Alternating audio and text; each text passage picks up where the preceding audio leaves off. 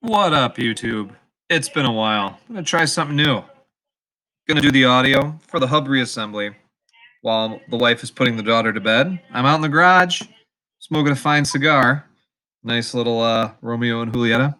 And I'm gonna walk you through this little tutorial that I like to call 57 Chevy Patina truck hub reassembly. So, as you can see in the video, I have a cigar in my mouth at that point with the headlamp, in my opinion, the best tool in the toolbox. And if you hear my phone go off, I'm also coaching a neighbor through lawnmower blade removal. But there you are. I'm starting out with a clean spindle. I greased, or I'm about to grease, because I haven't watched this video in like 7 weeks. I'll be honest with you. I've been driving the truck all summer. I greased the nipples for the Zerk fittings for the kingpins. Upper and lower, both were done. Shaft is wiped clean, or the spindle shaft is wiped clean. So I could start with fresh, wonderful grease and bearings. Do yourself a favor right now.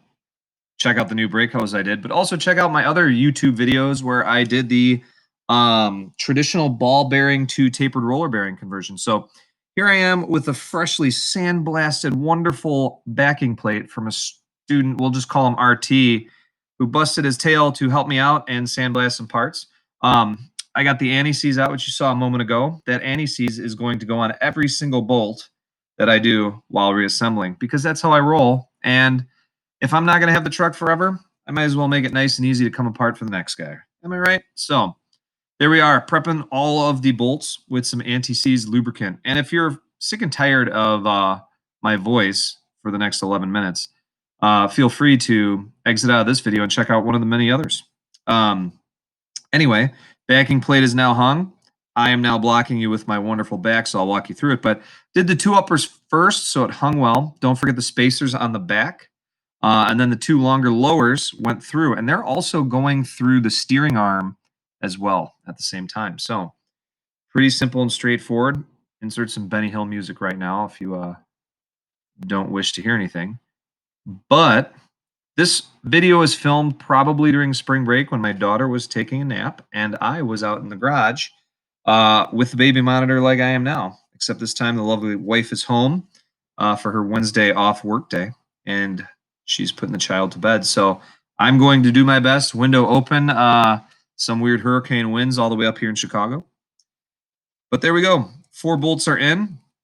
Nuts are going on in the back. And then I'm going to do my best to tighten it all up from the rear. That is me tightening. That's the sound you'd heard.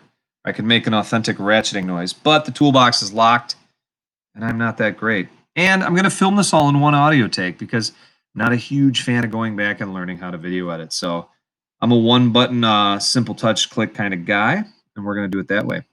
So with the 4 bolts in, make sure they go through that control arm, not the control arm, the steering arm. Tighten it all up real good.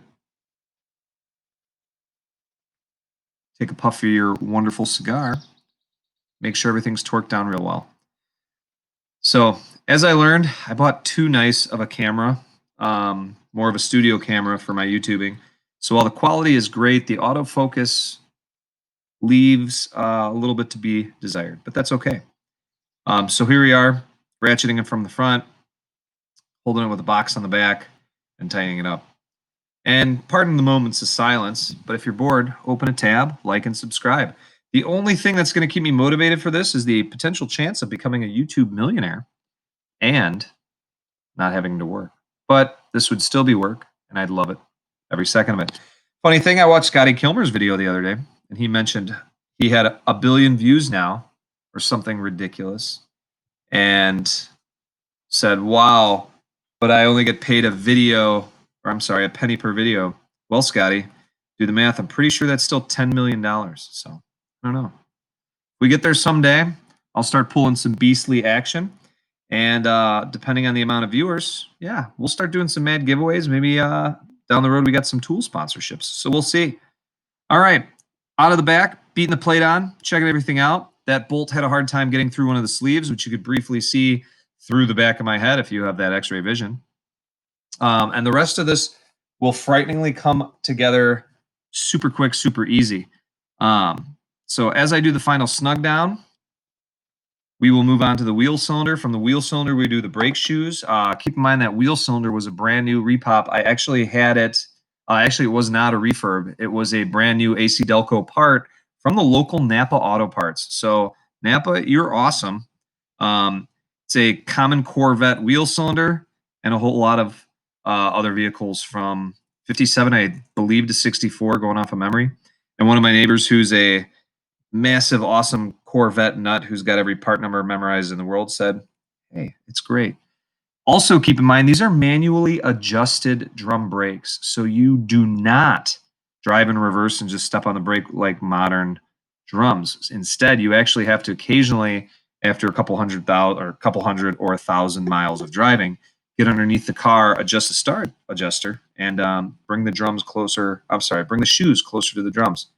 Can you tell I haven't recorded a thing in the past like 5 months? No. Oh, I'm exaggerating and I'm not going to retake. I'll be honest. 8 weeks, 9 weeks, with the exception of COVID stuff for my students. So that is all together. I believe at this point I was checking on the baby monitor. So there is the new wheel cylinder. And this is a little trick I did. I did the best I could to thread it. So the hose is already tightened on the line in the vehicle. I threaded it onto the wheel cylinder and then pulled it through the wheel cylinder. If you do the whole backing plate assembly prior to putting it on the vehicle, you have to leave the hose off at the frame. So since I already had it hooked into the frame, I ran the hose through the backing plate. The important thing is there's a white line on the black rubber, and that white line should not have any twist into it. Otherwise, the multi-layer or multi-tubular brake hoses you could potentially kink, and that would reduce braking efficiency, possibly causing pull to one side or the other. There's my inner auto shop teacher coming out for you right there. So hopefully pretty self-explanatory. Two simple nuts and bolts. I'm sorry, two simple bolts and star washers held that in firmly. I did the jiggle test. I dropped the cigar and I got back to business. So as I ratchet those up, that's all there is to it. Then I have let's see if I'm going from memory, what would I do next is the two little push rods going in the wheel cylinder, but I could be totally wrong right now. Oh, bam, nailed it. Two little push rods going in the wheel cylinder. Those I probably lightly high temp greased just so that there's zero friction between the rubber and the part itself, which then allows the piece to go in smoothly, not drag or potentially twist and tear the rubber boot. Now I'm going to the other end of the garage, guessing I forgot a tool or some sort of lubricant. Because again, I don't remember. I did. And I'm getting high temp brake grease and applying very, very little bits with my pinky, that makes it dainty, to the backing plate so that the new brake shoes will rub against the backing plate nicely. So if I wasn't in a hurry with this, with the ticking time bomb that is a 3-year-old or 2.5-year-old at the time, I would have sanded down the backing plate where I had painted it with the high temp black coating to allow bare metal because realistically the paint's going to wear off anyway with multiple brake applications. When you think about it, just driving to the local Home Depot in the truck or Menards, I go to Menards. Home Depot is just too disorganized for me. Menards is well lit and easy to navigate. The paint's going to wear off anyway, and you'll have probably like 50 to 100 applications for each drive. So if you're ever really bored, keep count. So here we go. Holding up the brake shoe assembly. That is rechecking the movability, making up my words here, of the star washer, or I'm sorry, the star adjuster. And that is going to go at the bottom. We're going to run the primary shoe facing the front of the vehicle and the secondary shoe facing the back of the vehicle. And depending on the vehicle, keep an eye out for this. You will have more brake material facing the primary side because the secondary engages second. The primary engages first. Technically, it has like seconds or milliseconds more of brake application for each brake application, therefore making them wear quicker. So thicker one goes towards the front of the vehicle. So there it is hanging. I've got the tops lined up with the post. Now I'm going to get the springs, and I had the bottom spring pre-attached to where the star adjuster is. I'm doing a little hold downs. Now I'm doing the little hold downs that are holding the shoes to the backing plate. Those are fancy. There's two cups. There's a spring. There's a single pin. Those can bend and flex over time. You don't need the little tool if you have two thumbs. And for my one-thumbed buddies out there, my apologies. So do the back, do the front, get it done. Admire your thumbs. Wear some gloves. And let's hope this keeps recording because it did just cut off and I had to restart again. If you've made it this far, I think you're an amazing person because listening to me talk for close to 9 minutes, 10 minutes straight, that's a feat. My wife usually checks out after 4. Okay, maybe 2. But there we go. Now we got the mainsprings on. And here you've got a retaining piece that's going to, again, ensure that the brake shoes don't come forward. Use a little special spring application tool. If you don't have that, I have kind of wiggly digglied it on the post in the past with perhaps a pair of pliers, a large flat blade screwdriver, and I don't know if I could say what I was going to say. So we'll just say a little bit of extra testosterone. So with that, what you did you on?